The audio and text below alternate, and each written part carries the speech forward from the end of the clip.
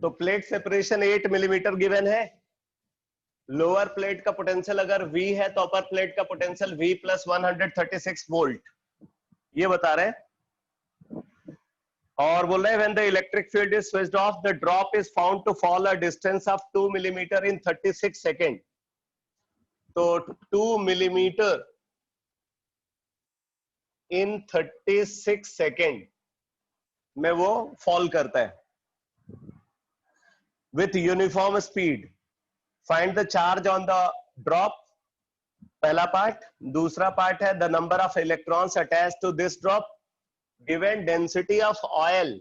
Oil की density given है 880 kilogram per metre cube, 880 kilogram per metre cube. Air की density given है 1.29 kilogram per metre cube. और coefficient of viscosity of air नीटा is equal to 180 micropoise, यानी कि 180 into 10 to the power -6 poise. और मैंने आपको बताया था 1 poise is equal to 0.1 newton second per metre square, यानी कि ये आ जाएगा 180 into 10 to the power -7 newton second per metre square. तो ये इंफॉर्मेशन गिवन है और इसके बेसिस पे हमें निकालना है चार्ज ऑन ऑयल ड्रॉपलेट और कितने इलेक्ट्रॉन ऑयल ड्रॉपलेट के ऊपर प्रेजेंट है, ये हमें कैलकुलेट करना है। तो अब देखो बेटा, इस प्रॉब्लम को कैसे सॉल्व करेंगे। तो मैंने charge on oil droplet, charge on oil drop, charge on oil drop Q के लिए एक्सप्रेशन डिराइव किया था। Q is equal to 18 pi by E under root में eta cube V cube upon 2 times rho minus rho not into G। ये result derive किया था। Q is equal to 18 pi by E under root में eta cube V cube upon 2 times rho minus rho not into G। अब यहां पे आप देखो, हमें इलेक्ट्रिक फील्ड डायरेक्टली गिवन नहीं है, इलेक्ट्रिक फील्ड निकालना है। वेलोसिटी ऑफ ऑयल ड्रॉपलेट इस इंफॉर्मेशन के बेसिस पे कैलकुलेट हो जाएगा। बाकी density of oil, density of air, coefficient of viscosity, ये सब गिवन है। तो कैलकुलेट करते हैं इलेक्ट्रिक फील्ड। इलेक्ट्रिक फील्ड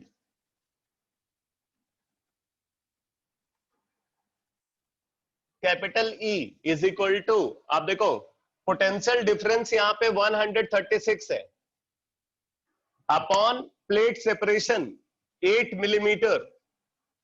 इसको हम मीटर में कन्वर्ट कर लेते हैं, तो 1 metre is equal to 1000 millimetre. तो 8 into 10 to the power -3 metre आ गया ये। तो इसको अगर सॉल्व करें तो आ जाता है 17 into 10 to the power 3 volt per metre. 17 into 10 to the power 3 volt per metre, ये इलेक्ट्रिक फील्ड आ गई। Velocity of oil drop, velocity of oil drop calculate करते हैं। तो वेलोसिटी ऑफ ऑयल ड्रॉप क्या होगा, 2 मिलीमीटर डिस्टेंस वो 36 second में ट्रेवल करता है, तो 2 इंटू 10 टू द पावर -3, इसको मीटर में कन्वर्ट कर लिया, डिवाइडेड बाय 36। तो ये आ गया बेटा 1/18 into 10 to the power -3 metre per second. हमें फर्दर कैलकुलेशन करने की जरूरत नहीं है। 1/18 into 10 to the power -3 metre per second, ये उसकी यूनिफॉर्म स्पीड जो है वो गिवन है। अब हम यहां पे वैल्यू को पुट करते हैं। तो charge on oil droplet Q is equal to 18 into pi, pi हो जाएगा 22/7 multiplied by E 17 into 10⁻3, 17 into 10⁻3 square root के अंदर नीटा क्यूब, तो नीटा क्यूब तो आप इसको लिख सकते हो 18 इंटू 10⁻⁻6, तो 18 का क्यूब, 18 का क्यूब मल्टीप्लाइड बाय 10⁻⁻6 का क्यूब, तो 10⁻⁻18 multiplied by v cube, velocity का क्यूब, तो वेलोसिटी हमने निकाला है 1/18, तो 1/18 का क्यूब, तो ये 18 क्यूब डिनोमिनेटर में आ जाएगा, इंटू 10⁻³ का क्यूब, तो ये 10⁻⁻9 ऊपर आ गया। ये 1/18 इंटू 10⁻³ का क्यूब लिखा हुआ है, तो 1/18, तो ये 18 क्यूब डिनोमिनेटर में, और 10⁻³ का क्यूब 10⁻9, ठीक है। तो eta cube v cube divided by 2 times rho minus rho not, तो density of oil 880 minus density of air 1.29 multiplied by जी।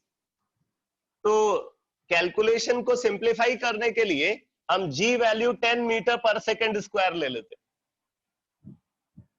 जी को ले लेते हैं 10 मीटर पर सेकेंड स्क्वायर, वैसे 9.8 होता है, कैलकुलेशन को सिंप्लीफाई करने के लिए मैं 10 ले रहा हूं। तो अब आप यहां पे देखो 18 क्यूब कैंसिल हो गया, ठीक है, और इधर आप देखो 10⁻27 और ये 10 ऊपर गया, तो 10⁻28, 10⁻28 का स्क्वायर रूट 10⁻14 बाहर आ जाएगा, यहाँ पे 10⁻14 आ जाएगा, और ये 10⁻3 को ऊपर ले जाओ, तो ऊपर ले जाओगे 10⁻3 यानी कि 10⁻14 एंड 10⁻3 10⁻17 आ जाएगा। तो हम इसको लिख सकते हैं 18 into 22/7 into 17 multiplied by 10⁻⁻17। Square root में अगर आप देखो तो स्क्वायर रूट में क्या है 1/2 मल्टीप्लाइड बाई 880 माइनस 1.29। अब यहां पे थोड़ा अप्रोक्सीमेशन यूज करते हैं। ये 1.29 वैल्यू 880 के कंपेयर में बहुत छोटी है, हम इसको नेग्लेक्ट कर देते हैं, ठीक है, कैलकुलेशन को सिंप्लीफाई करने का, उससे कोई बहुत ज्यादा फर्क नहीं पड़ेगा। तो 18 इंटू 22/7 इंटू 17 मल्टीप्लाइड बाई 10⁻⁻17, और इधर अगर आप देखो स्क्वायर रूट में तो आ गया 1 ध्यान देना 2 इंटू 880, 2 इंटू 880,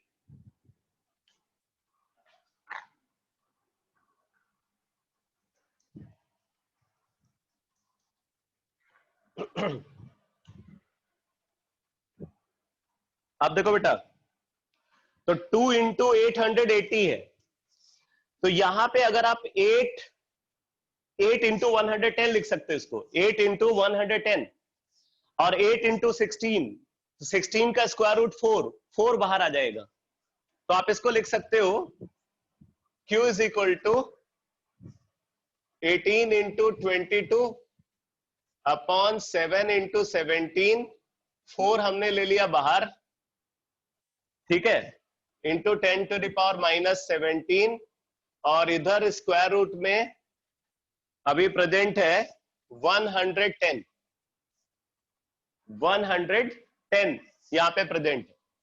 अब 110 अगर आप इसको चाहो तो इसको लिख सकते हो 1.1 इंटू 100, 1.1 इंटू 100, तो 100 का स्क्वायर रूट 10, तो 10 बाहर आ गया, तो 10 अगर इसको आप यहां से हटाओ तो ये हो जाएगा बेटा 10⁻⁻18।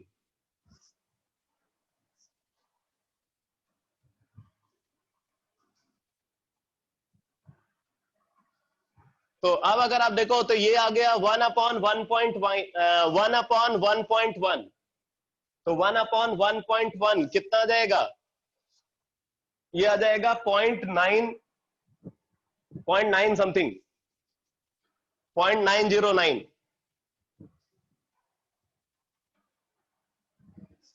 ये अंडर रूट ऑफ 1/1.1, जरा इसको सॉल्व करके बताओ कितना आता है।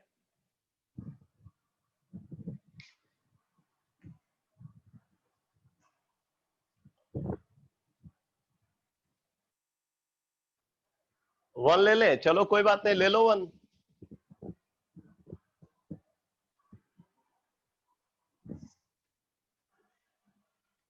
तो अगर इसको वन ले लेते हैं तो ये आ गया 18 into 22 upon 7 into 17 multiplied by 4 multiplied by 10⁻⁻18। अब ये सॉल्व करके बताओ कितना आता है।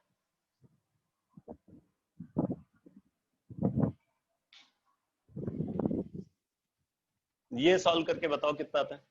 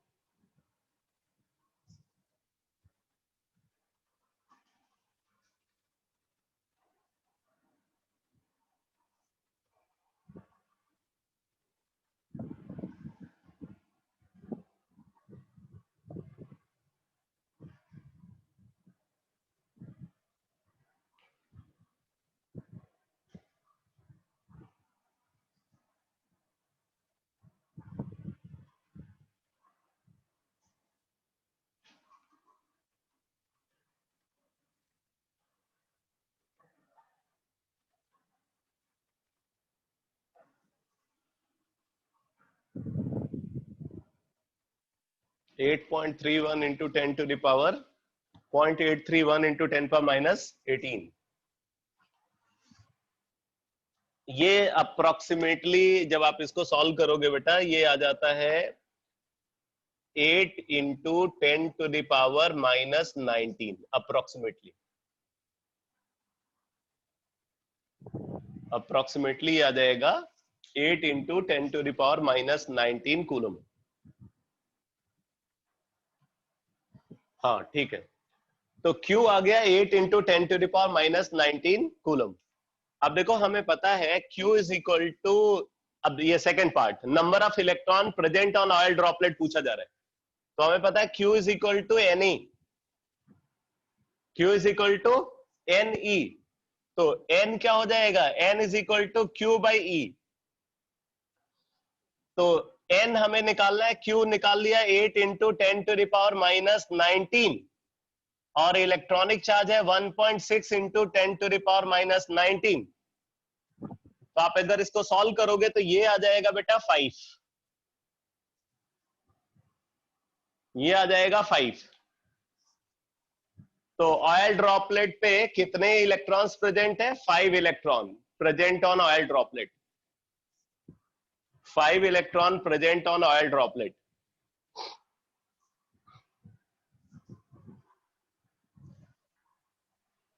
तो बेसिकली आपको सबसे पहले यहाँ पे जो पावर टर्म है ना, एक्सपोनेंट टर्म है, पहले उसको सिंप्लीफाई करना चाहिए। जब आप उसको सिंप्लीफाई कर लोगे तो लास्ट में आपको कैलकुलेशन जो है वो सिंपल लिखेगा।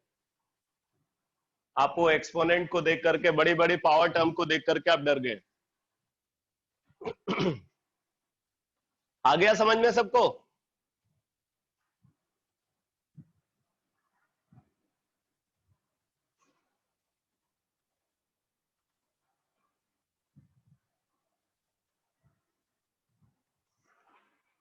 ठीक है बेटा।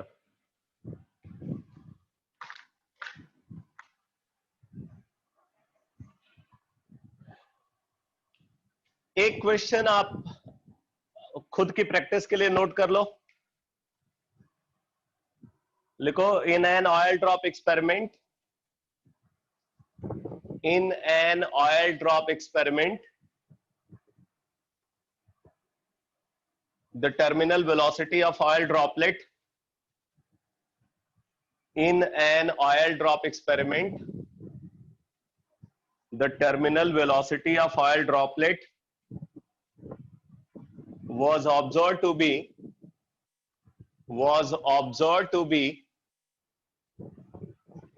1 millimeter per second. 1 millimeter per second.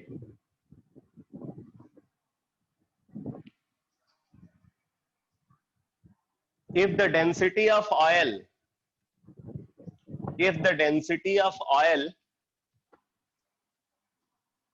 is 0.85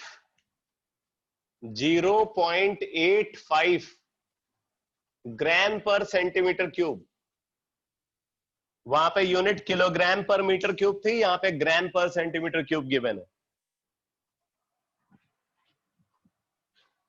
If the density of oil is 0.85 gram per centimeter cube and density of air is 1.29 kilogram per meter cube, 1.29 kilogram per metre cube, सबको proper unit में put करना होगा. And coefficient of viscosity of air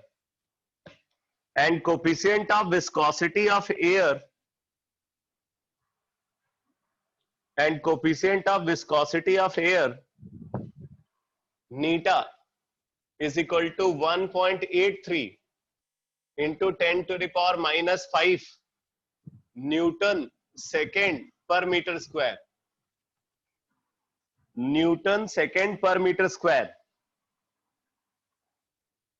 1.83 into 10 to the power minus 5 Newton second per meter square. Calculate mass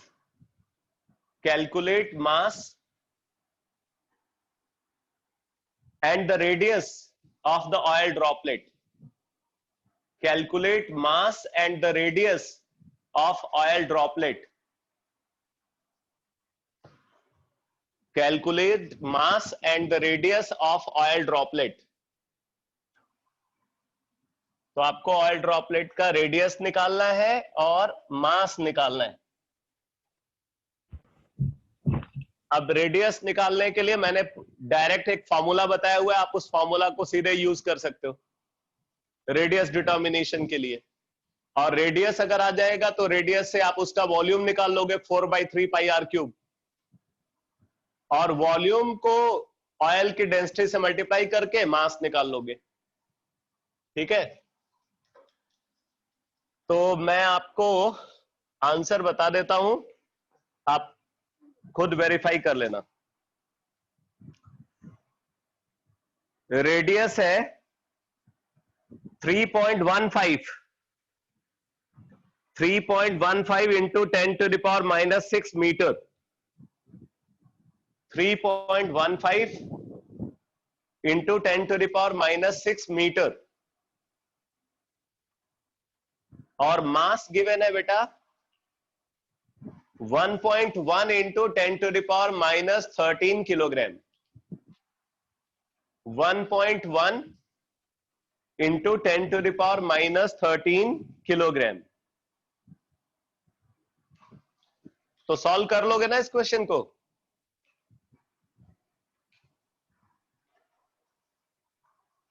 बोलो. ठीक है, formula पता है, सिर्फ आपको वैल्यूज जो है वो सही यूनिट में पुट करनी है. उसमें अगर गड़बड़ करोगे तो फिर आंसर नहीं आएगा.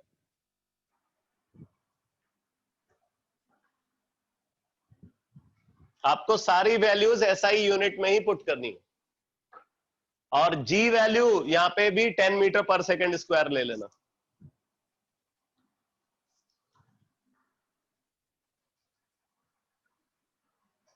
तो ये तो डिस्कशन हो गया बेटा मिलिकन्स ऑयल ड्रॉप एक्सपेरिमेंट का, और उससे पहले मैंने थॉमसन्स एक्सपेरिमेंट को डिस्कस किया था. ठीक है, अब आप एनसीईआरटी निकालो. एनसीईआरटी में देखो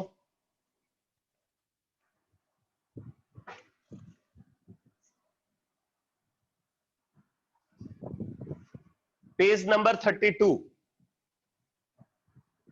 एटॉमिक मॉडल्स हेडिंग होगी. एटॉमिक मॉडल्स हेडिंग गिवन होगी।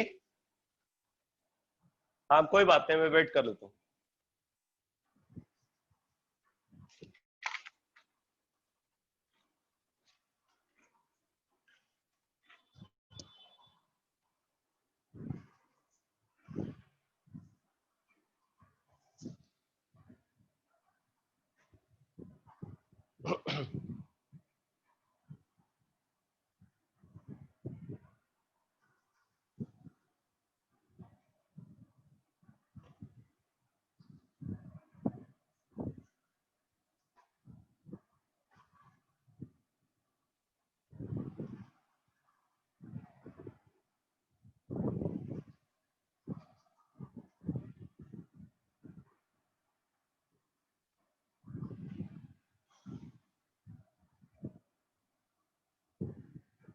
पेज नंबर 32 जो नया एडिशन है उसमें पेज नंबर 32 है।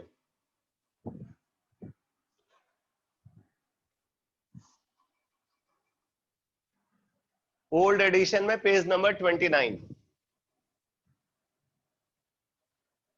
ओल्ड में पेज नंबर 29 और न्यू एडिशन में पेज नंबर 32। लेकिन मैं आपको बोलूंगा कि आप सभी को जो है नया एडिशन परचेज करना है, क्योंकि एनसीईआरटी में कई सारे चेंजेज हुए हैं लास्ट ईयर। ठीक है, +1 एनसीईआरटी में भी चेंज हुआ है और +2 एनसीईआरटी में भी तो काफी मेजर चेंज हुआ है कुछ एक चैप्टर्स में। तो आपको जो है नया एडिशन जो है एनसीईआरटी का वो रखना चाहिए।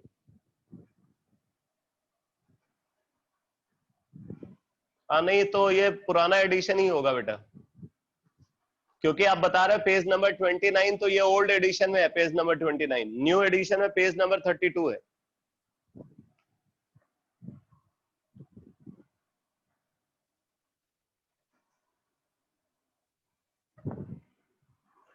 चलो देखो, एटॉमिक मॉडल्स में बोल रहे हैं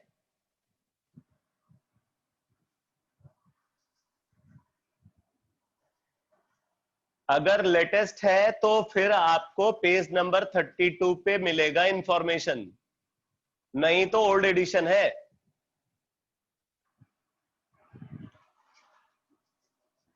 तो देखो बेटा, यहां पे बोल रहे हैं कि observations obtained from the experiments mentioned in the previous sections have suggested that Dalton's indivisible atom, अब देखो यहाँ पे डाल्टन की बैंड बजाई हुई है इस लाइन में। इन्होंने क्या बोला? Observations obtained from the experiments mentioned in the previous section have suggested that Dalton's indivisible atom is composed of subatomic particle। क्या बोला इन्होंने कि डाल्टन का जो इंडिविजिबल एटम है वो किससे बना हुआ? वो कंपोज्ड है, मतलब it is constituted by sub atomic particles. ठीक है, sub atomic particles carrying positive and negative charges. The major problems before the scientist after the discovery of sub atomic particles were. तो अब देखो ये सब एटॉमिक पार्टिकल्स का पता कैसे चला। अब इनका पता इस तरीके से चला, जब कैथोड रेज और एनोड रेज को डिस्कवर किया गया तो पता चला कि भाई एटम के अंदर तो चार्ज पार्टिकल्स हैं, क्योंकि एक एटम को आयनाइज करके या एक मॉलिक्यूल को आयनाइज करके वो चार्ज पार्टिकल जनरेट हो रहे हैं। वो चार्ज पार्टिकल पे नेगेटिव चार्ज भी है और पॉजिटिव चार्ज भी है। इसका मतलब है कि ऑब्वियसली ये चार्ज पार्टिकल्स एटम्स के अंदर प्रेजेंट रहे होंगे। फिर उसके बाद थॉमसन एक्सपेरिमेंट से चार्ज बाय मास पता चल गया और मिलिकन्स ऑयल ड्रॉप एक्सपेरिमेंट से चार्ज पता चल गया। ठीक है, तो आगे देखो, बोले to account for the stability of atom. तो बोले the major problems before the scientist after the discovery of sub atomic particles were. तो जब सब एटॉमिक पार्टिकल्स को डिस्कवर किया गया उसके बाद फिर क्या क्या चैलेंजेस जो है वो साइंटिस्ट को फेस करने पड़े। तो उसमें बोल रहे हैं कि पहली बात एटम की स्टेबिलिटी को एक्सप्लेन करना, कि ये चार्ज पार्टिकल्स एटम्स के अंदर कैसे अरेंज है जिससे कि एटम स्टेबल हो। तो एटम की स्टेबिलिटी का एक्सप्लेनेशन चाहिए। दूसरा, to compare the behaviour of elements in terms of both physical and chemical properties. एक एलिमेंट की फिजिकल और केमिकल प्रॉपर्टी दूसरे एलिमेंट से डिफर क्यों करती है, उसको समझना। तीसरा point, to explain the formation of different kinds of molecules, to explain the formation of different kinds of molecules by the combination of different atoms, जैसे आयनिक कंपाउंड कैसे बनता है, कोवेलेंट कंपाउंड कैसे बनता है। ठीक है, इस बात को समझना कि जो अलग अलग टाइप के कंपाउंड्स होते हैं उनका फॉर्मेशन कैसे होता है, उनके अंदर जो बॉन्डिंग होती है उस बॉन्डिंग को समझना। चौथा point, to understand the origin and nature of the characteristic of electromagnetic radiation absorbed और इमिटेड बाय एटम्स। जब कोई एटम इलेक्ट्रोमैग्नेटिक रेडिएशन को एब्जॉर्ब या इमिट करता है तो वो पहली बात इन इलेक्ट्रोमैग्नेटिक रेडिएशन को एब्जॉर्ब या इमिट क्यों करता है उसको समझना। और फिर जो स्पेक्ट्रम मिलता है, स्पेक्ट्रम काफी डिटेल में आप आगे पढ़ोगे कि जो एटॉमिक स्पेक्ट्रम होता है, एटॉमिक स्पेक्ट्रम का जो पैटर्न है उस पैटर्न का एक्सप्लेनेशन को समझना। ठीक है, तो कुल मिलाकर के ये 4 मेजर पॉइंट थे जिनको लेकर के फिर एटॉमिक मॉडल्स की जरूरत पड़ी। अब वो क्या क्या पॉइंट्स थे? पहला पॉइंट कि एटम की स्टेबिलिटी को एक्सप्लेन करना, एटम्स के अंदर जो सब एटॉमिक पार्टिकल्स है वो कैसे अरेंज है जिससे कि हमें एक स्टेबल एटम मिले। दूसरा, जो डिफरेंट एलिमेंट्स हैं उनकी फिजिकल और केमिकल प्रॉपर्टी में जो डिफरेंस होता है उसको समझना। तीसरा, बोल रहा है कि जो मॉलिक्यूल्स का फॉर्मेशन होता है एटम से, तो जब मॉलिक्यूल का फॉर्मेशन एटम से होता है तो उसमें डिफरेंट टाइप के कंपाउंड्स फॉर्म होते हैं, जैसे कोवेलेंट कंपाउंड, आयनिक कंपाउंड। तो कोवेलेंट कंपाउंड और आयनिक कंपाउंड का फॉर्मेशन कैसे होता है इस बात को समझना। और चौथा पॉइंट कि जो स्पेक्ट्रम है, इलेक्ट्रोमैग्नेटिक स्पेक्ट्रम जो ऑब्जर्व होता है उसकी ओरिजिन कैसे होती है और स्पेक्ट्रम का पैटर्न कैसा होता है इस बात को समझना। ठीक है, आप जरा आगे देखो नेक्स्ट पेज पे। बोला different atomic models were proposed to explain the distribution of these charge particles in an atom.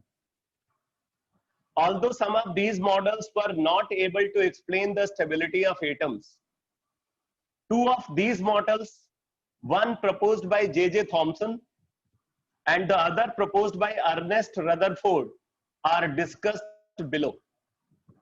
ठीक है, तो अब एटॉमिक मॉडल्स को डिस्कस किया जा रहा है इन्हीं पॉइंट्स के एक्सप्लेनेशन को समझने के लिए।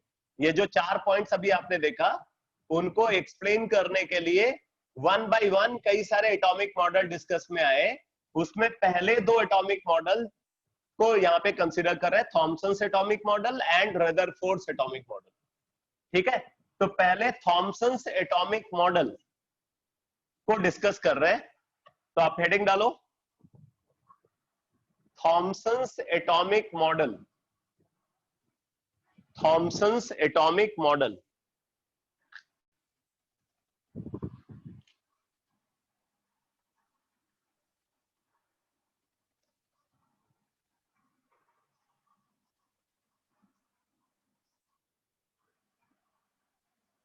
थॉमसन्स एटॉमिक मॉडल, इसको देखो बेटा, इसको हम वाटरमेलन मॉडल, वाटरमेलन मॉडल और इसको प्लम पडिंग मॉडल भी बोलते हैं।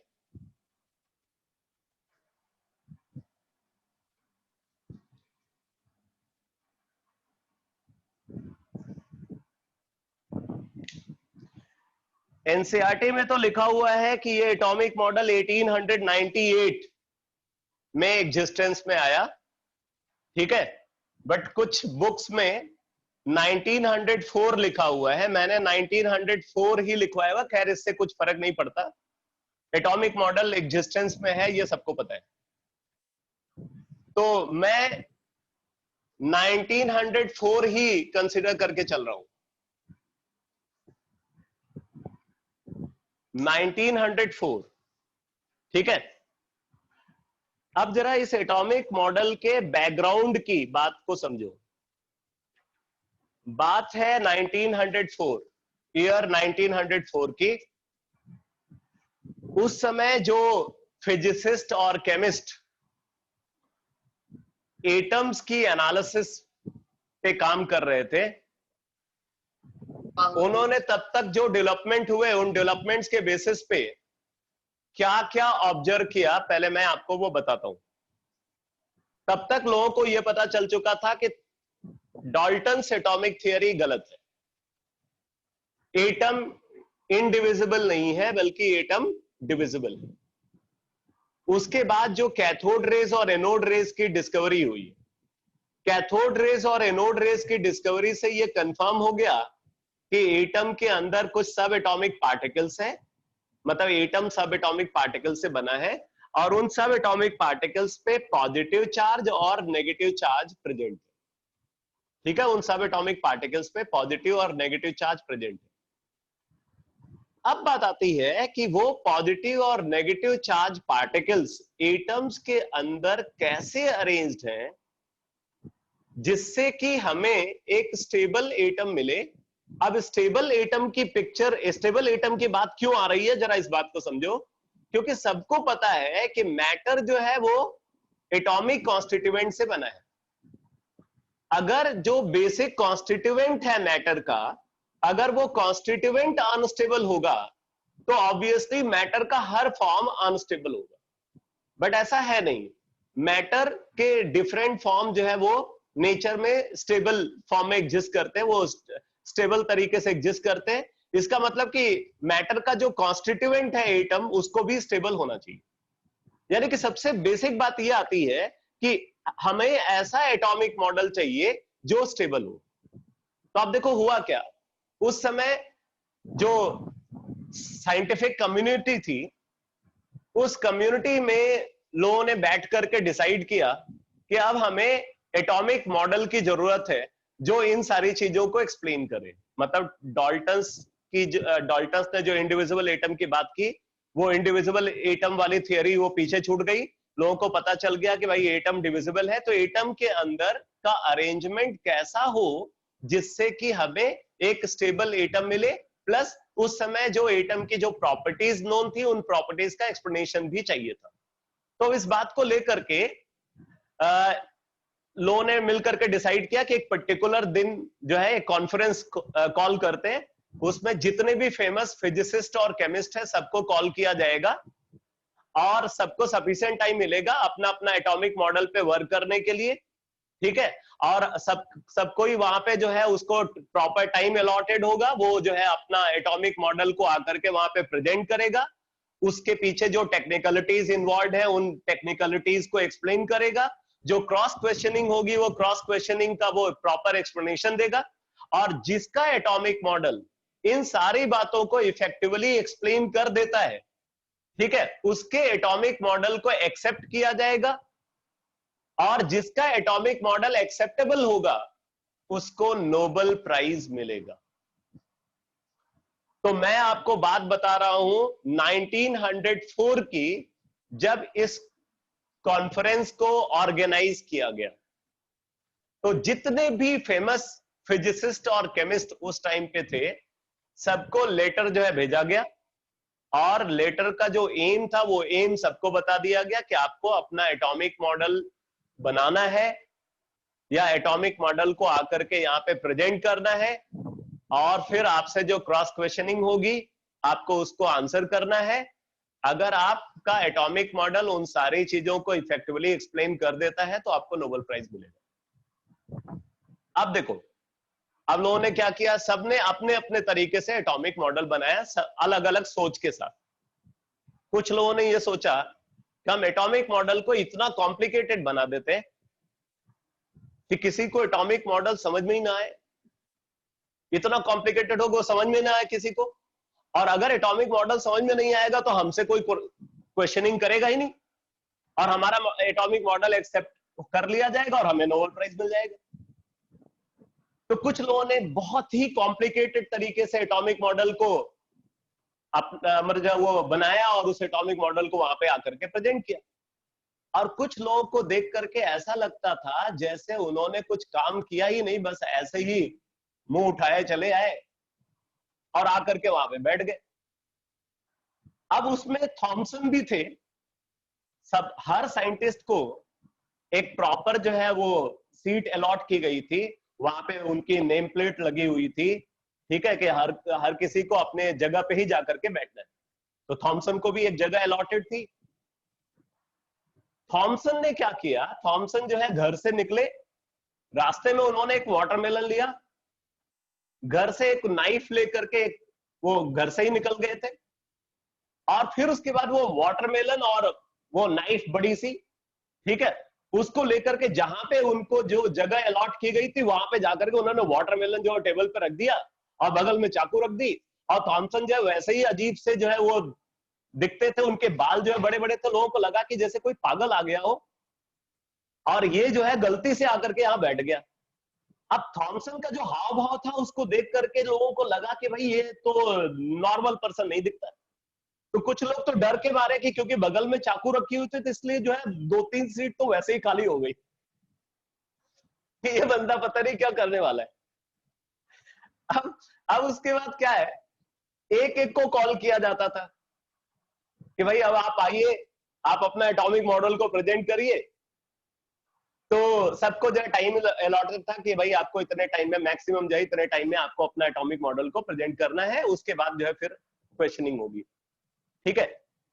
अब सबको कॉल किया जाता था, लोग आते थे, अपना एटॉमिक मॉडल को प्रेजेंट करते थे। जब क्रॉस क्वेश्चनिंग होती तो वो पागल आदमी जिसको लोग समझते थे कि ये तो ऐसे ही चला आया है, वो सबसे ज्यादा क्वेश्चन पूछ रहा था। और उसके जो क्वेश्चन होते थे वो क्वेश्चन का किसी के पास कोई इफेक्टिव आंसर ही नहीं होता था। फिर थोड़े टाइम के बाद उस बंदे को भी कॉल किया गया। अब वो बंदा जो है वाटरमेलन और नाइफ लेकर के पहुंच गया पोडियम पे, जहां पे जो है मतलब जाकर के अपना एटॉमिक मॉडल को प्रेजेंट करना था। उसने वहां पे वाटरमेलन रख दिया, और वाटरमेलन रख करके बोलता है कि अब मैं आपको एटम की पिक्चर दिखाने वाला हूं। ये वाटरमेलन में समझो इसको, आप इसको जो देख रहे हैं ये वाटरमेलन नहीं है, बेसिकली ये एटम है, और अभी मैं आपको एटम की इंटरनल पिक्चर दिखाता हूं। उसके बाद उसने क्या किया, वहीं पे सबके सामने वाटरमेलन को कट कर दिया, और वाटरमेलन को कट करने के बाद उसके बाद वाटरमेलन का एक ऐसा क्रॉस सेक्शन जो है वो सबके सामने रखता हुआ फिर उसने एक्सप्लेन करना शुरू किया। उसने बोला कि ये जो कुछ आप देख रहे हो कट करने के बाद, ये बेसिकली एटम का क्रॉस सेक्शन है। और फिर उसने बोला कि इस एटॉमिक क्रॉस सेक्शन में आप जो ये रेड कलर वाला पार्ट, आप खुद आप तो समझ ही सकते हो वाटरमेलन को कट करने के बाद अंदर से वो कैसा दिखता है, ठीक है। तो उन्होंने बोला कि ये जो रेड कलर वाला पार्ट आप देख रहे हो, ये रेडिश पार्ट, ये बेसिकली ये कुछ नहीं है, यही प्रोटॉनिक क्लाउड है। उन्होंने बोला कि जो एटम के अंदर पॉजिटिव चार्ज है उसको प्रोटॉनिक क्लाउड नाम उसने बोला। तो उसने बोला कि ये प्रोटॉनिक क्लाउड है, और ये प्रोटॉनिक क्लाउड पूरे एटम में फैला हुआ है। और फिर उसने बोला कि उसके अंदर ये जो आप ब्लैक ब्लैक सीड्स देख रहे हो, जो कि उस प्रोटॉनिक क्लाउड के अंदर वो ब्लैक सीड्स एम्बेडेड है, उन्होंने बोला कि ये बेसिकली इलेक्ट्रॉन्स है, ठीक है। ब्लैक सीड्स को उन्होंने बोला इलेक्ट्रॉन्स है, और वो जो रेडिश पार्ट है वो क्या है, प्रोटॉनिक क्लाउड। फिर उसके बाद अगली बात उन्होंने बताया कि ये जो प्रोटॉनिक, ये जो इलेक्ट्रॉन्स आप देख रहे हो, ये इलेक्ट्रॉन्स जो है वो प्रोटॉनिक क्लाउड के बीच में जगह जगह पे वो एम्बेडेड है, और ये इलेक्ट्रॉन्स का डिस्ट्रीब्यूशन ऐसा है कि हर इलेक्ट्रॉन अपने सराउंडिंग के इलेक्ट्रॉन से रिपेल हो रहा है, सराउंडिंग का इलेक्ट्रॉन उसको रिपेल कर रहा है, और जो सराउंडिंग का प्रोटॉनिक क्लाउड है वो प्रोटॉनिक क्लाउड उसको अट्रैक्ट कर रहा है, ठीक है। तो इस वजह से क्या है कि इलेक्ट्रॉन के ऊपर जो नेट फोर्स है, मतलब जितना अट्रैक्टिव फोर्स उसके ऊपर लग रहा है उतना ही वहां पे रिपल्सिव फोर्स लग रहा है, इसलिए इलेक्ट्रॉन पे नेट फोर्स 0 है। और क्योंकि इलेक्ट्रॉन पे नेट फोर्स 0 है, इसका मतलब इलेक्ट्रॉन अपनी पोजीशन पे स्टेबल है, और अगर इलेक्ट्रॉन अपनी पोजीशन पे स्टेबल है तो करस्पॉन्डिंगली वो प्रोटॉनिक क्लाउड भी स्टेबल है, और इस वजह से पूरा एटम स्टेबल है। तो इस तरीके से इन्होंने एक स्टेबल एटम की पिक्चर सबके सामने रखी, ठीक है। तो जो थॉमसन्स एटॉमिक मॉडल है वो कुछ ऐसा दिखता है। थॉमसन्स एटॉमिक मॉडल को मैं प्रेजेंट करने जा रहा हूं।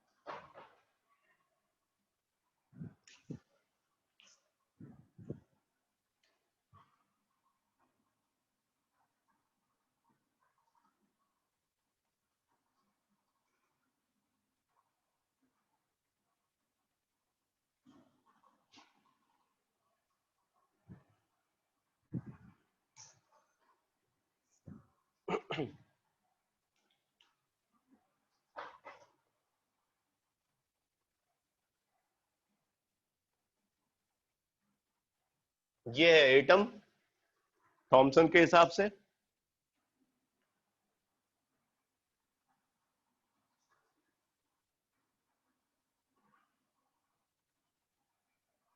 ये है प्रोटॉनिक क्लाउड, प्रोटॉनिक क्लाउड।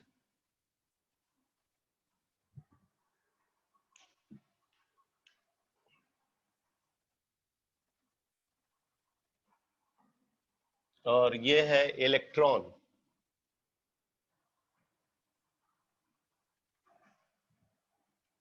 इलेक्ट्रॉन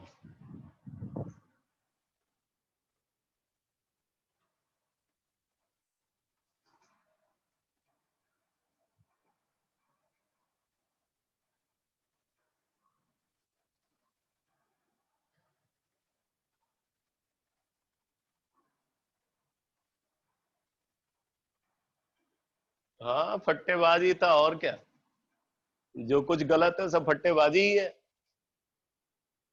आ रहा हो ये क्या, क्या तुम लिख रहे हो बेटा? 1 for last class question answer and 1 for new practice question, ये क्या है? आ रहा हो? अच्छा अच्छा अच्छा अच्छा अच्छा, ओके ओके।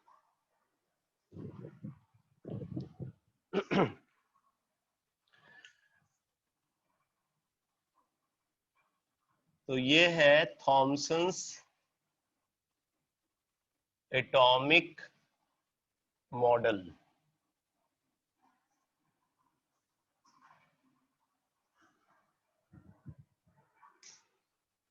लिखो, डायग्राम बनाने के बाद नोट करो। Important features of this atomic model are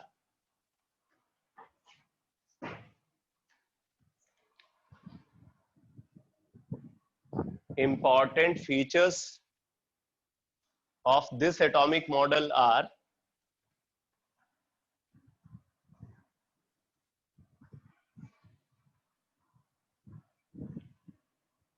important features of this atomic model are number 1, first point लिखो, atom is spherical। ध्यान देना बेटा, ये स्टेटमेंट सबसे पहले थॉमसन ने ही बोला।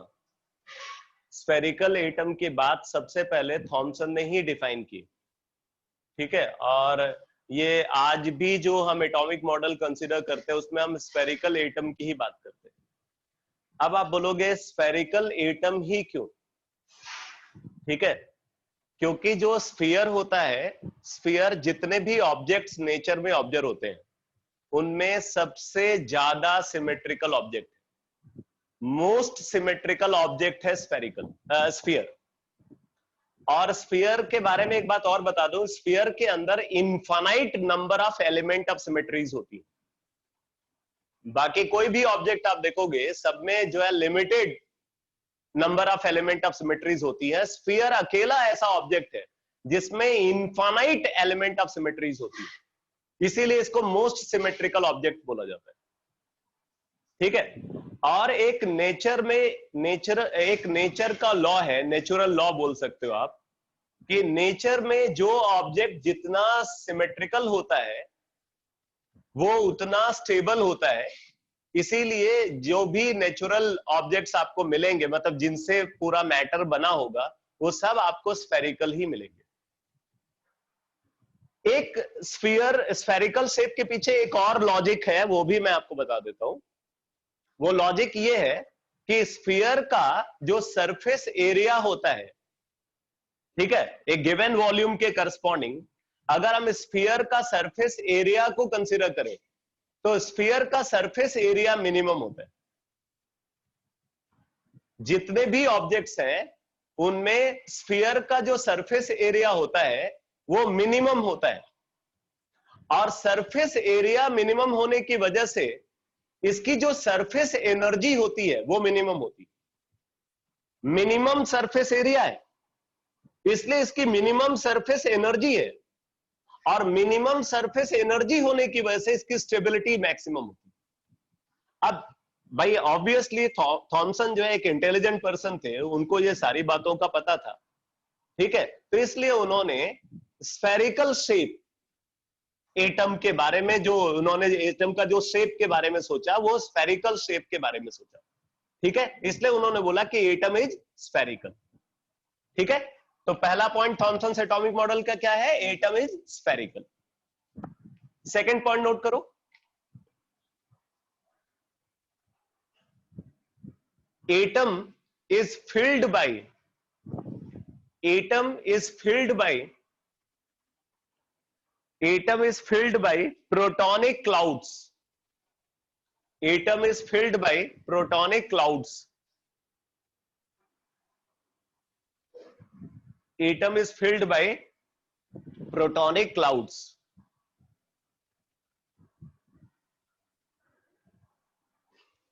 थर्ड पॉइंट लिखो,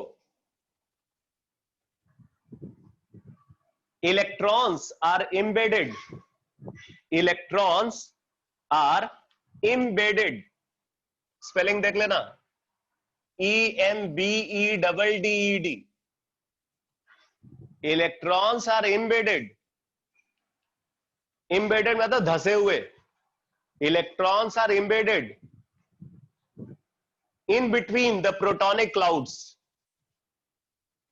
Electrons are embedded in between the protonic clouds.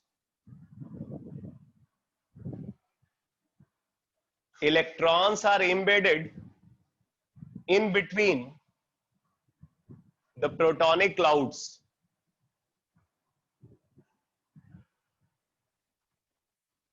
आगे लिखो, and distance between electrons and distance between electrons and distance between electrons is adjusted, and distance between electrons is adjusted in such a manner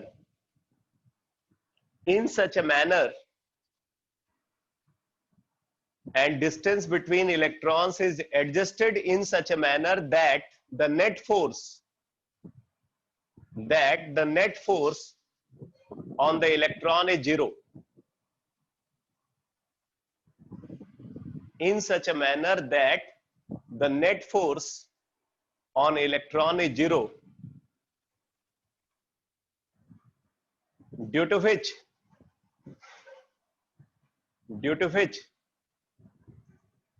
it is stable,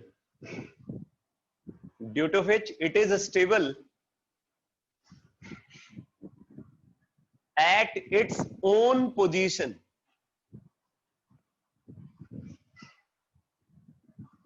Due to which it is stable at its own position.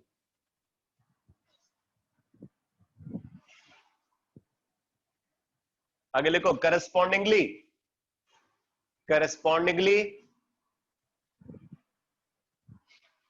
protonic cloud as well as atom, correspondingly protonic cloud as well as atom is stable.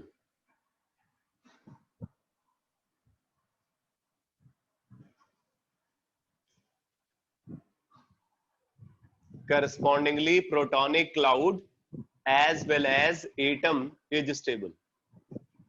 तो अब अगर आपसे कोई पूछे कि भाई Thompson atomic model का क्या सिग्निफिकेंस है, तो आप सिर्फ ये बोल सकते हो कि ये एटॉमिक मॉडल हमें एक स्टेबल एटम के पिक्चर देता है।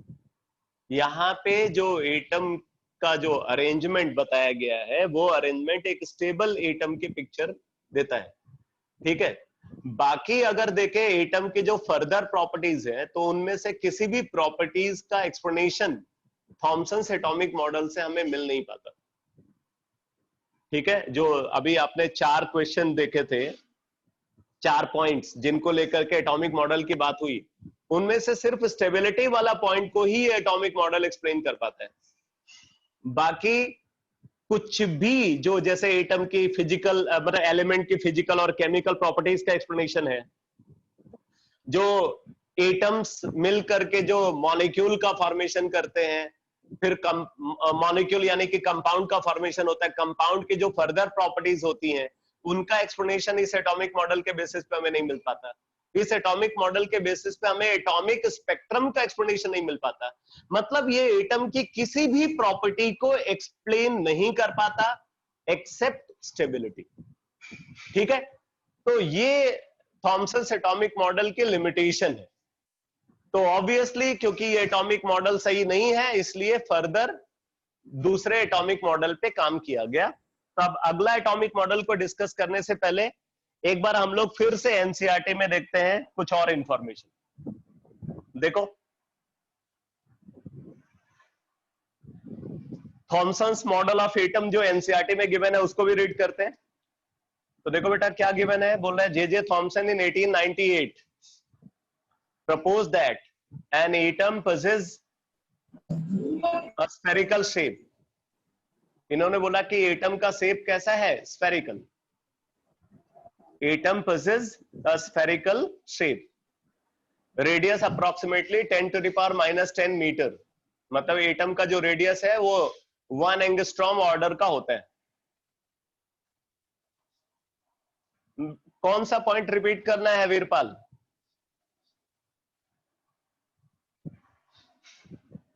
अभी तो मैं एनसीईआरटी डिस्कस कर रहा हूं।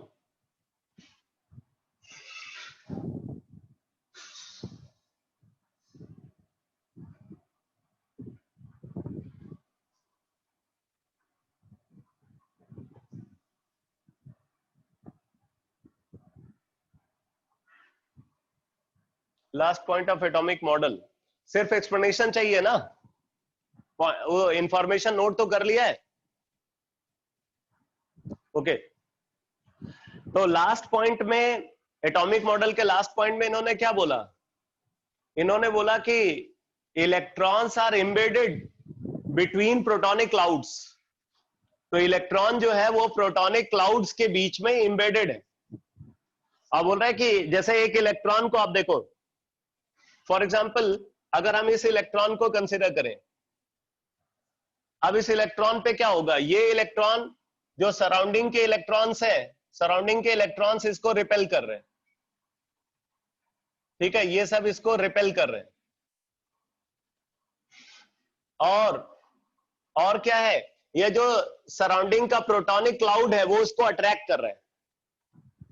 भाई unlike charges attract each other, like charges repel each other. तो इसके आसपास के जो इलेक्ट्रॉन्स है वो इसको रिपेल कर रहे हैं, और इसके सराउंडिंग का जो प्रोटॉनिक क्लाउड है वो इसको अट्रैक्ट कर रहे हैं। इस वजह से इस पे नेट फोर्स क्या है, नेट फोर्स 0 है।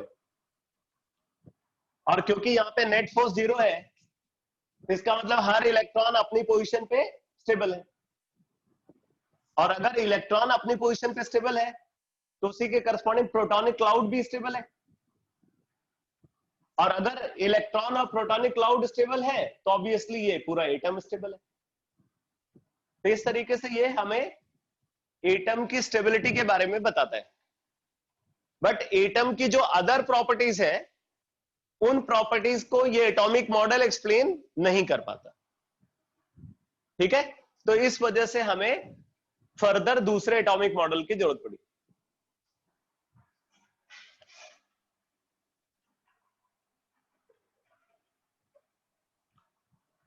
तो बोला J.J. Thomson in 1898 proposed that an atom possesses a spherical shape of radius approximately 10⁻10 meter, in which the positive charge is uniformly distributed.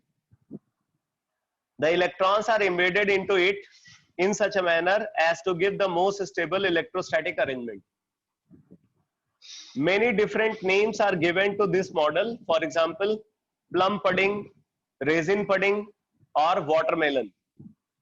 This model can be visualized as a pudding or watermelon of positive charge with plums or seeds embedded into it.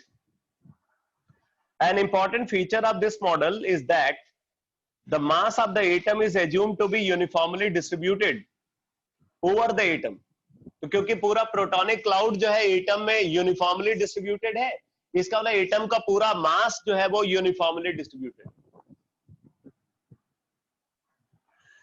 Although this model was able to explain the overall neutrality of the atom, but was not consistent with the results of later experiments. Thomson was awarded Nobel Prize for Physics in 1906 for his theoretical and experimental investigations on the conduction of electricity by gases. तो बोल रहा है कि Nobel prize इनको इस काम के लिए मिला, वो भी फिजिक्स में.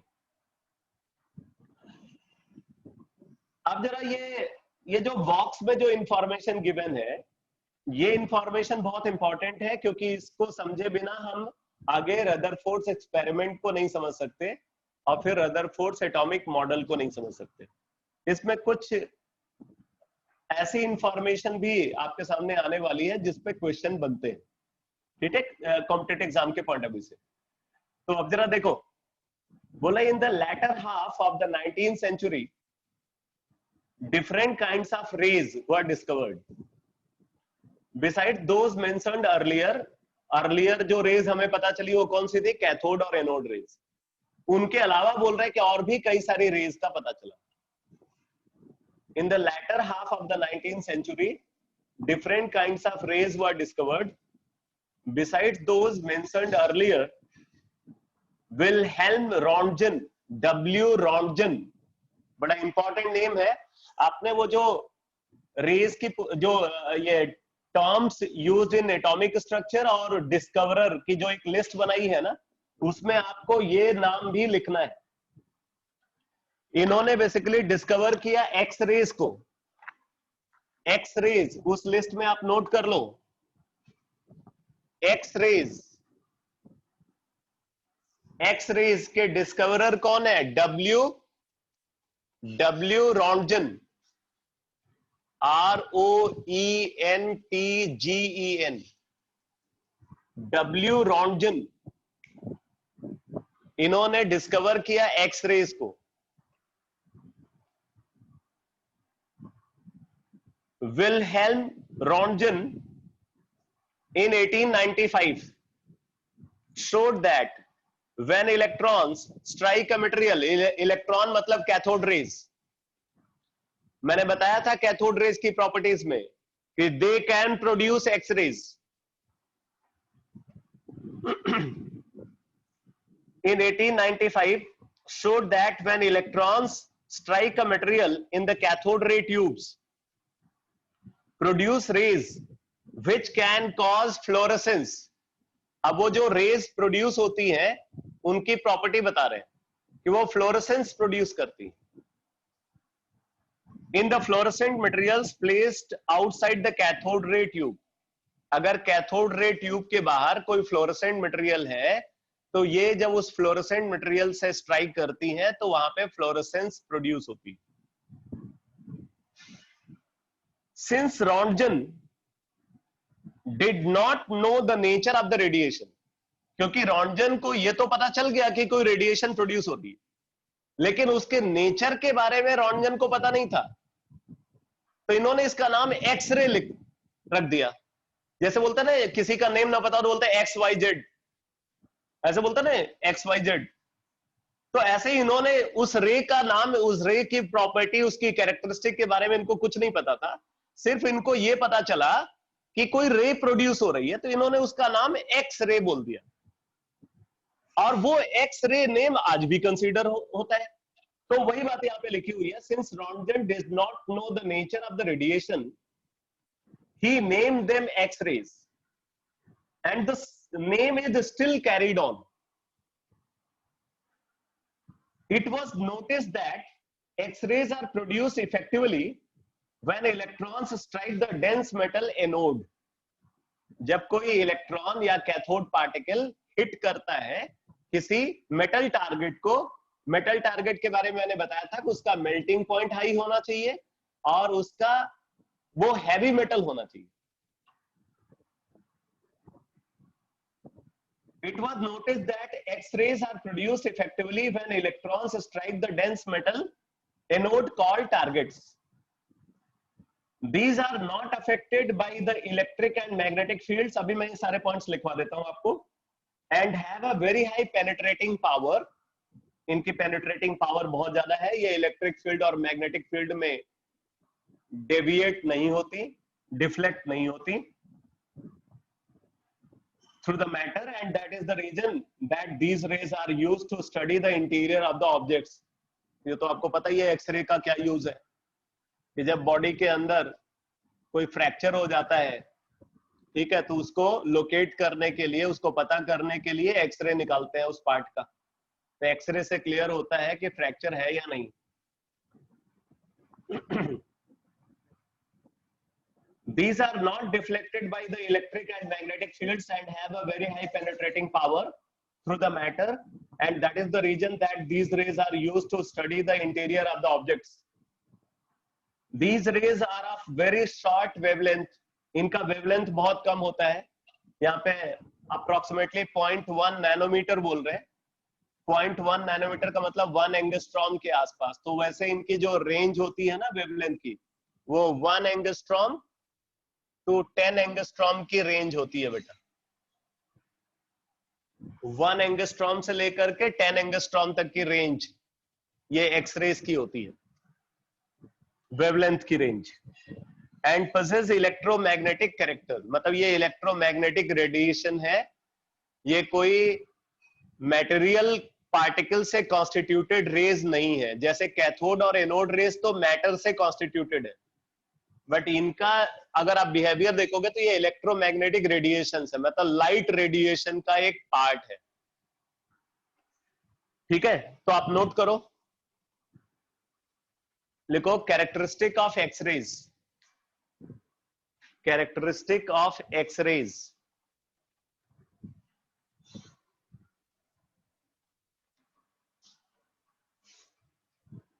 कैरेक्टरिस्टिक ऑफ एक्सरेज,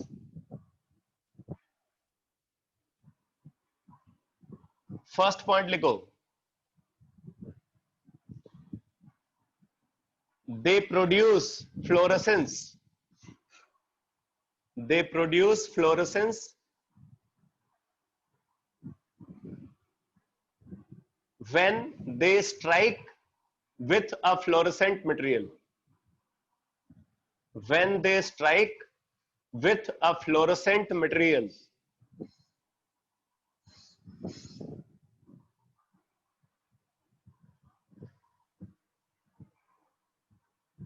दूसरा पॉइंट लिखो,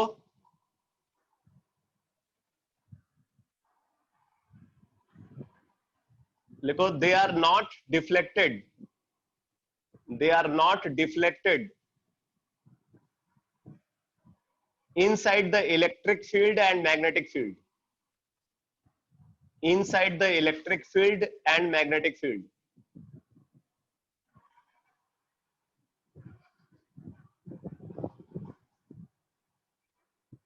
It means they are uncharged, it means they are uncharged।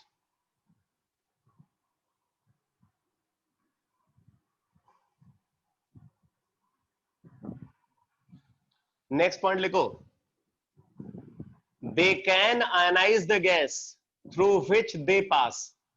Millikan साल्ट्रॉफ एक्सपेरिमेंट में आपने देखा था, they can ionize the gas through which they pass।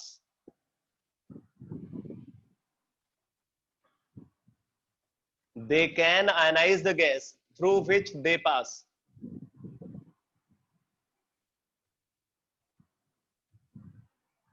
Next point लिखो, they travel with speed of light, they travel with speed of light because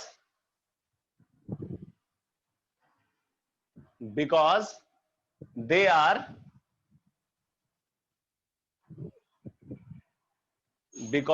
are the part of electromagnetic radiation, because they are the part of electromagnetic radiation, they are the part of electromagnetic radiation.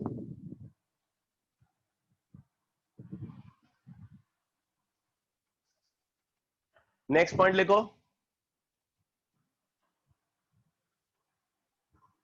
they possess high penetrating power, they possess high penetrating power.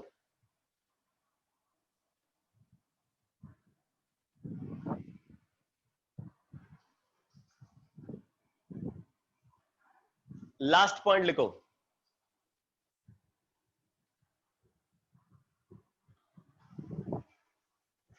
they possess wavelength, they possess wavelength in the range of 1 angstrom to 10 angstrom. They possess wavelength in the range of 1 angstrom to 10 angstrom. इनकी जो wavelength की range है वो 1 angstrom से 10 angstrom के बीच में. तो ये एक्सरेज की कैरेक्टरिस्टिक है. अब आगे देखो, बोला Henry Becquerel observed that there are certain elements which emit radiation on their own and named this phenomena as radioactivity.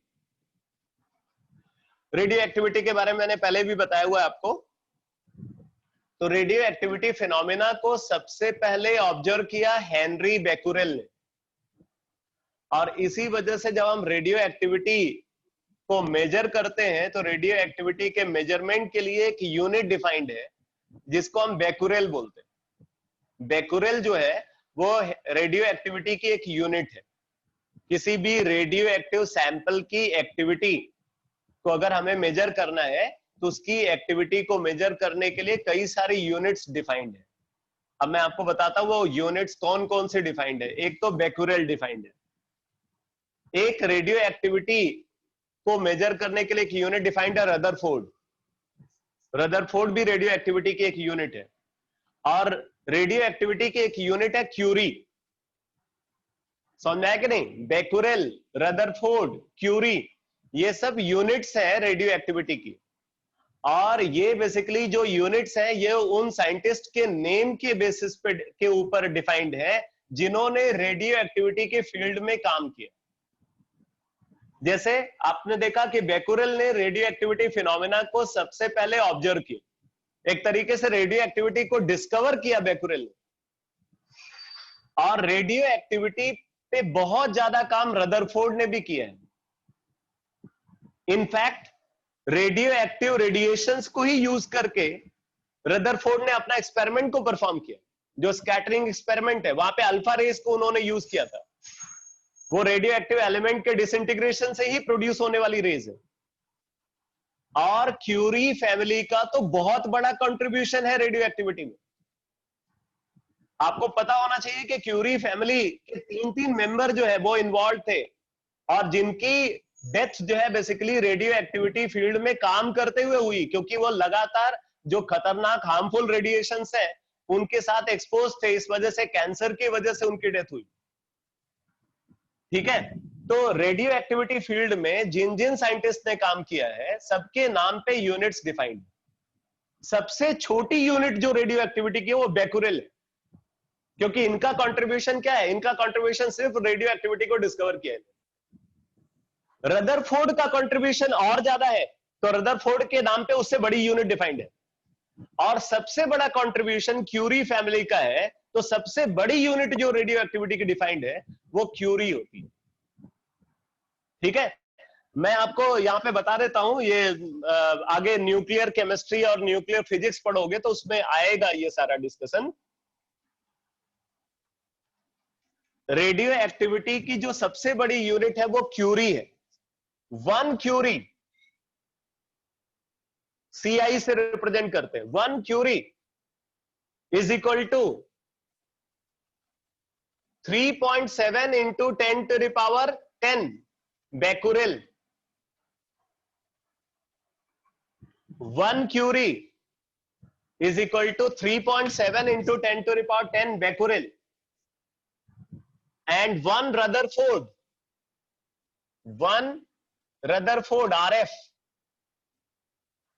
RF Rutherford 1 Rutherford is equal to 10 to the power 6 becquerel। इसका मतलब आप ये बोल सकते हो कि 1 क्यूरी is equal to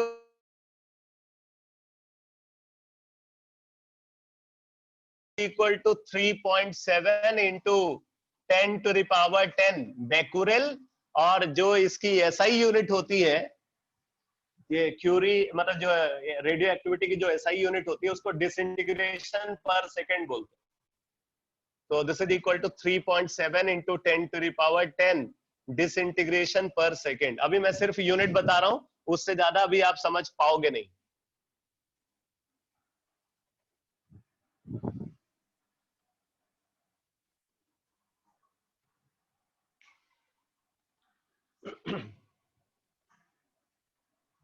तो ये रेडियो एक्टिविटी की अलग अलग यूनिट्स हैं।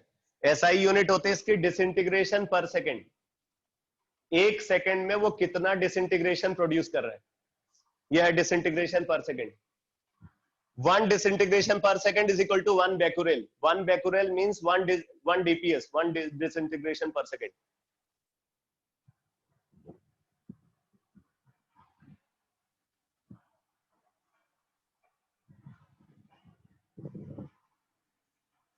तो radio activity phenomena was discovered by Henry Becquerel। तो आप वहां पे इसको भी नोट कर सकते हो। रेडियो एक्टिविटी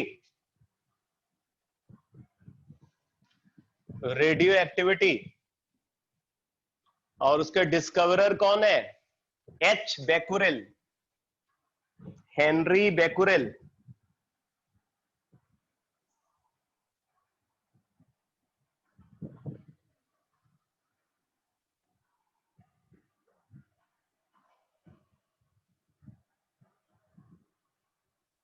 ठीक है, और आगे बोल रहा है कि जो एलिमेंट रेडियो एक्टिविटी फिनोमेना में पार्टिसिपेट करते हैं उनको रेडियो एक्टिव एलिमेंट्स बोलते हैं। फिर आगे लिखा हुआ this field was developed by Marie Curie, Pierre Curie, Rutherford and Frederick Soddy. It was observed that 3 kind of rays, that is alpha, beta and gamma rays, are emitted.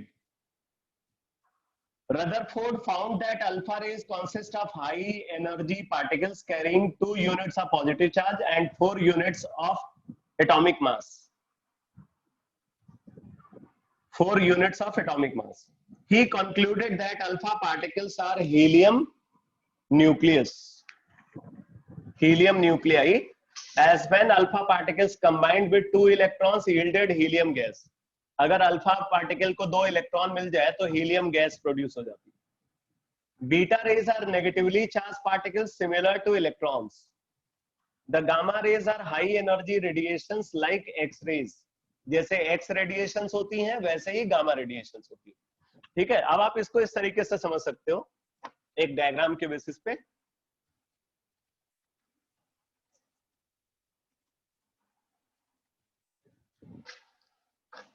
जैसे मान लो अगर हम एक ग्लास वेसल के अंदर, अगर एक glass vessel के अंदर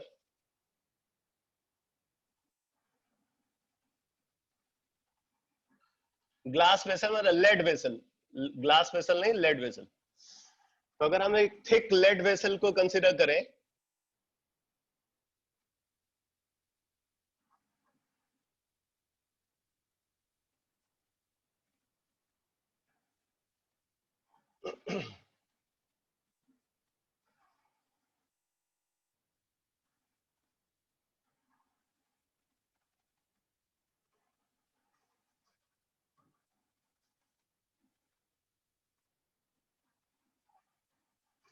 और इस लेड वेसल के अंदर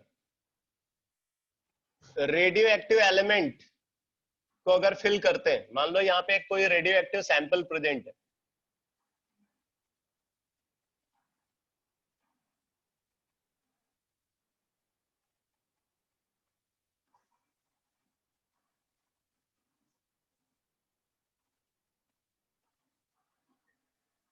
रेडियो एक्टिव सैंपल प्रेजेंट है, तो क्या होगा, ये रेडियो एक्टिव सैंपल अपने आप से डिसइंटीग्रेट होगा, और जब ये डिसइंटीग्रेट होगा तो ये डिफरेंट टाइप की रेडिएशंस को इमिट करता है। अब देखो, अगर हम यहाँ पे इलेक्ट्रिकली चार्ज प्लेट को कंसिडर करते हैं,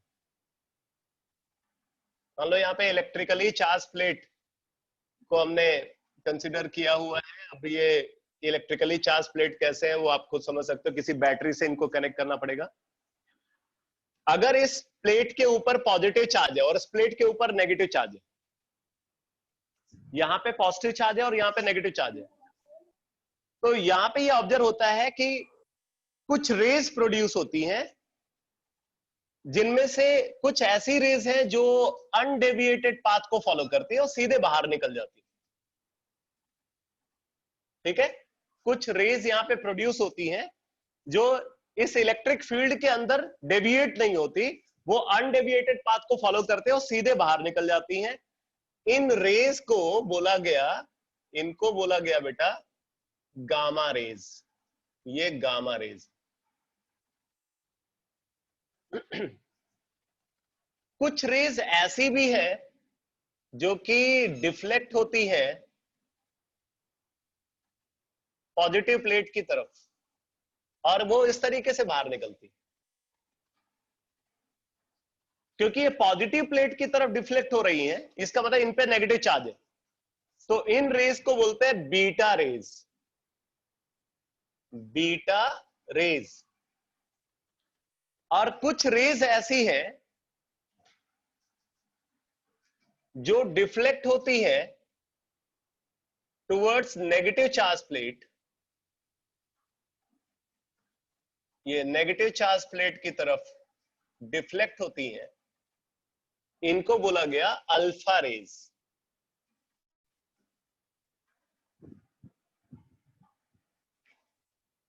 ये तीन टाइप के रेडिएशन यहाँ पे प्रोड्यूस होती है। गामा रेज अनडेविएटेड पाथ को फॉलो करती है, इलेक्ट्रिक फील्ड और मैग्नेटिक फील्ड में डेविएट नहीं होती।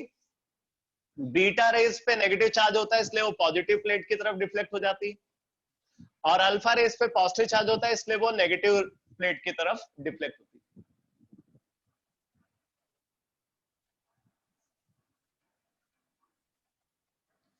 रेडियो एक्टिव एलिमेंट डिसइंटीग्रेट इसलिए होते हैं क्योंकि वो अनस्टेबल होते हैं, और उनकी जो अनस्टेबिलिटी है वो बाय बर्थ होती है। ठीक है, बोलते हैं ना जन्मजात अनस्टेबल होते हैं, वो अनस्टेबल फॉर्म में पैदा ही होते हैं। और रेडियो एक्टिविटी के बारे में मैंने पहले भी बताया था कि 84 एटॉमिक नंबर ऑनवर्ड्स जितने भी एलिमेंट्स ऑब्जर्व होते हैं, ठीक है, 84 एटॉमिक नंबर ऑनवर्ड्स जो भी एलिमेंट ऑब्जर्व होते हैं सबके सब रेडियो एक्टिव होते हैं।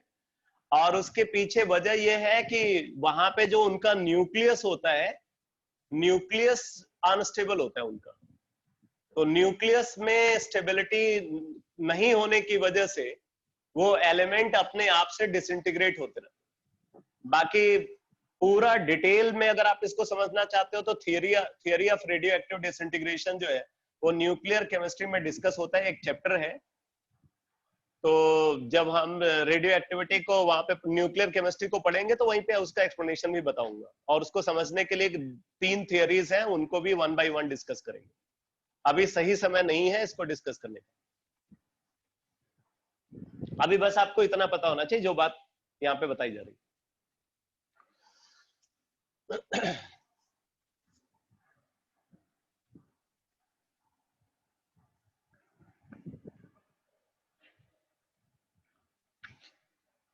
तो एक तो अगर हम इनका कंपैरिजन करें, लिख लो, एक हेडिंग डालो, comparative study between alpha beta and gamma rays. Comparative study between alpha beta and gamma rays.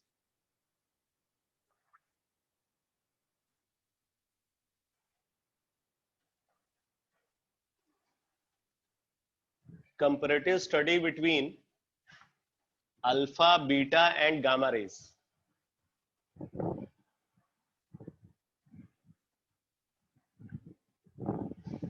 एक टेबल बना लो. अल्फा रेज, ये 4 कॉलम की टेबल बना लो. First column property,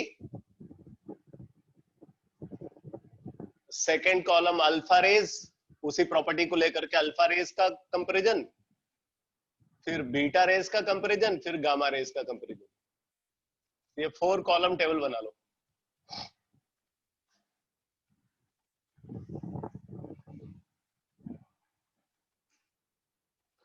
first property लिखो नेचर. नेचर, नेचर में लिखो अल्फा रेज में लिखो दे आर पॉजिटिवली चार्ज्ड.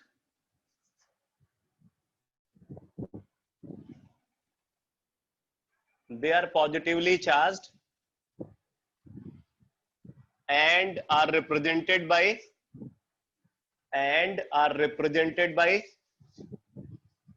ये रिप्रेजेंटेशन है 2He4 plus plus. 2He4 plus plus helium nucleus is alpha particle. Beta rays में लिखो they are negatively charged. They are negatively charged and represented by -1 beta 0 or -1 electron 0. Beta particle को इस तरीके से represent करते हैं, -1 beta 0 और -1 electron 0. Gamma rays में लिखो they are uncharged. They are uncharged. आगे एक और पॉइंट लिखो they are the part of electromagnetic radiation. They are the part of electromagnetic radiation.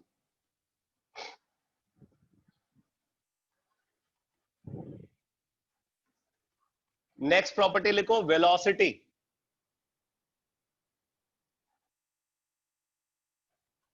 Velocity,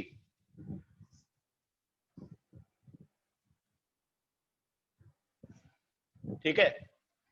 तो अगर हम वेलोसिटी की बात करें, गामा रेज के बारे में मैंने बताया कि they are uncharged and they are the part of electromagnetic radiation.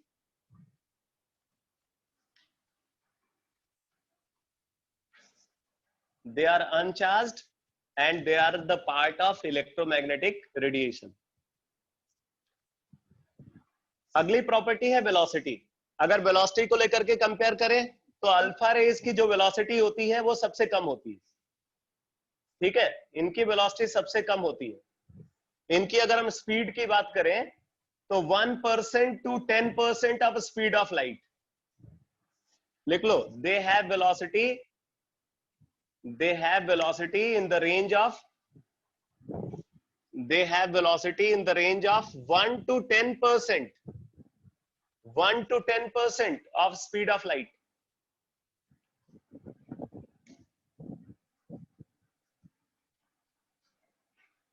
ठीक है. बीटा रेस में लिखो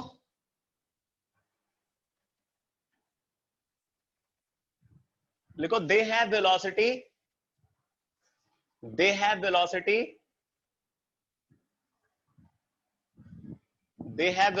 in the range of 3 to 99%. 3 to 99% of speed of light. 3 to 99% of speed of light. और गामा रेस तो इलेक्ट्रोमैग्नेटिक रेडिएशन है ही, तो they travel with speed of light. तो यहां पे लिख लेना गामा रेज में they travel with speed of light.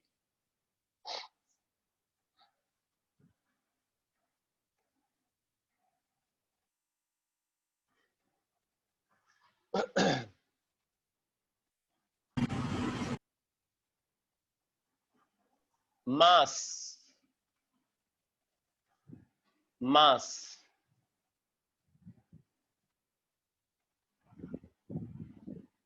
ठीक है। तो अल्फा रेज का अगर हम मास को देखें तो क्या है भाई, इनका मास क्या होगा 4 AMU के अप्रॉक्स, 4 AMU।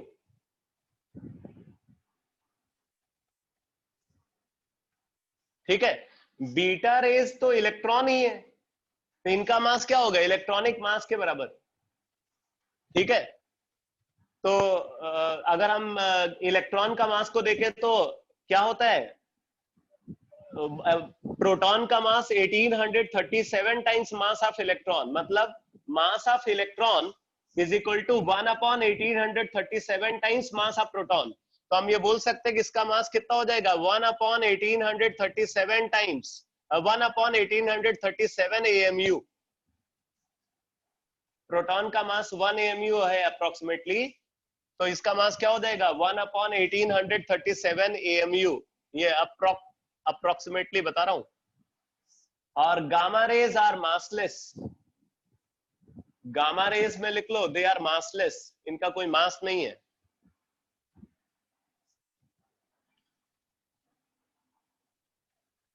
नेक्स्ट प्रॉपर्टी लिखो, ionising power, ionising power, ionising power. मैंने आपको बताया था कि सबसे ज्यादा आयनाइजेशन चार्ज ट्रांसफर के थ्रू होता है। अल्फा पार्टिकल का मास 4 AMU अप्रोक्सीमेटली, 4 AMU। तो अगर आयनाइजिंग पावर की बात करें बेटा, तो अल्फा रेज में चार्ज ट्रांसफर के थ्रू आयनाइजेशन होगा, बीटा रेज में चार्ज ट्रांसफर के थ्रू आयनाइजेशन होगा क्योंकि वो खुद चार्ज है, गामा रेज अनचार्ज है, वो एनर्जी का फॉर्म है, मतलब वहां पे आयनाइजेशन एनर्जी ट्रांसफर के थ्रू होगा। इसका मतलब है कि सबसे कम आयनाइजेशन गामा रेज के थ्रू प्रोड्यूस होगा और सबसे ज्यादा आयनाइजेशन अल्फा रेज के थ्रू प्रोड्यूस होगा, क्योंकि अल्फा रेज पे जो चार्ज है वो बीटा रेज के चार्ज से ज्यादा है। यहाँ पे 1 यूनिट इलेक्ट्रॉनिक चार्ज एक्वायर कर रहा है ये, जबकि ये 2 यूनिट इलेक्ट्रॉनिक चार्ज को एक्वायर कर रहा है। तो आप नोट कर लो, अल्फा रेज में लिखो maximum ionising power, maximum ionising power alpha rays का है। बीटा रेज में लिखो intermediate order of ionising power, intermediate order of ionising power. और गामा रेज में लिखो minimum ionising power, least ionising power. वैसे मैं आपको बता दूं, गामा रेज का जो आयनाइजिंग पावर होता है वो एक्स रेज से ज्यादा होता है।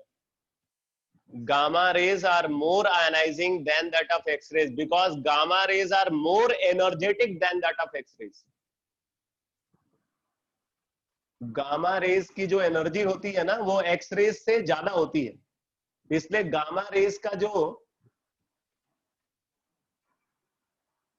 इनमें सबसे ज्यादा हार्मफुल रेज की अगर बात करें तो गामा रेज ही, और वो क्यों हार्मफुल है वो अगले पॉइंट से आपको पता चल जाएगा। तो ये तो बात हो गई बेटा आयनाइजिंग पावर की। अब इसके बाद नेक्स्ट पॉइंट लिखो penetrating power, penetrating power.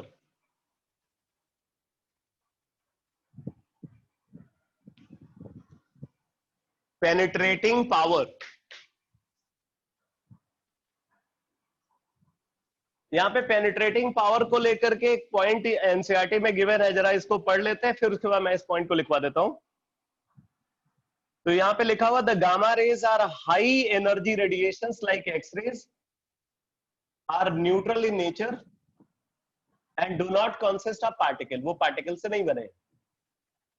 As regards penetrating power alpha particles are the least, सबसे कम पेनिट्रेटिंग पावर किसका है अल्फा पार्टिकल का। Followed by beta rays. Beta rays का पेनिट्रेटिंग पावर अल्फा रेज का 100 टाइम्स है, and of that of alpha particle, and gamma rays 1000 times of that of alpha particle. ठीक है, तो पेनिट्रेटिंग पावर में लिख लो, यहां पे लिखो अल्फा रेज में least penetrating power, least penetrating power alpha rays में। बीटा रेज में लिखो 100 times more penetrating than alpha rays, 100 times more penetrating than that of alpha rays.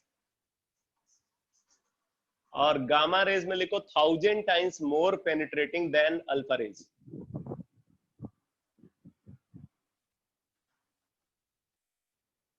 इसीलिए गामा रेज ज्यादा हार्मफुल होती है।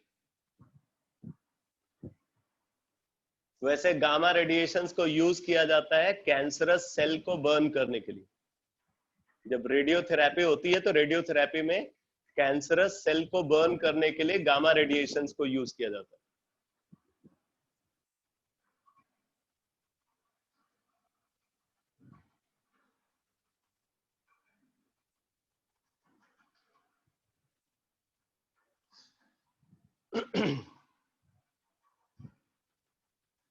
कौन सा पॉइंट बेटा?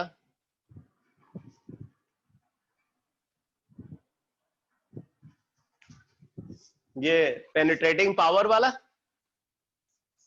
Penetrating power. हाँ, तो पेनिट्रेटिंग पावर में मैंने लिखवाया है कि अल्फा रेज में least penetrating power, least penetrating power alpha rays में लिखवाया। बीटा रेज में लिखवाया 100 times more penetrating than alpha rays, और गामा रेज में लिखवा 1000 times more penetrating than that of alpha raise.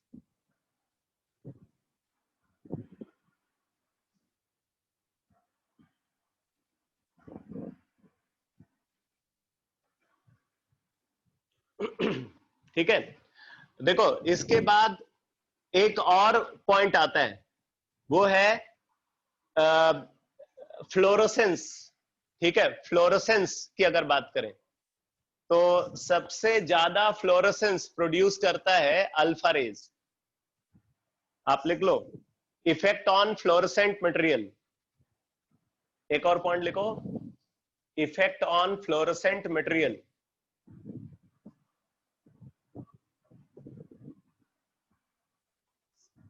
तो अल्फा रेज में लिखो दे प्रोड्यूस मैक्सिमम फ्लोरोसेंस।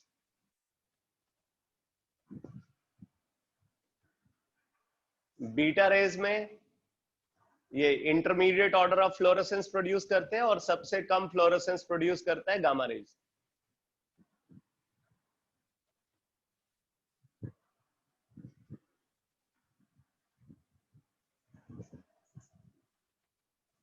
ठीक है, तो ये कंपैरिजन है between alpha, beta and gamma rays. कुछ इंफॉर्मेशन एनसीईआरटी में गिवन है, कुछ मैंने एक्स्ट्रा लिखवाया है।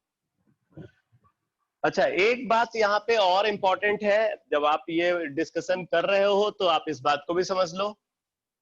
एक लॉ को हम डिफाइन करते हैं जिसको बोलते हैं group displacement law. Group displacement law.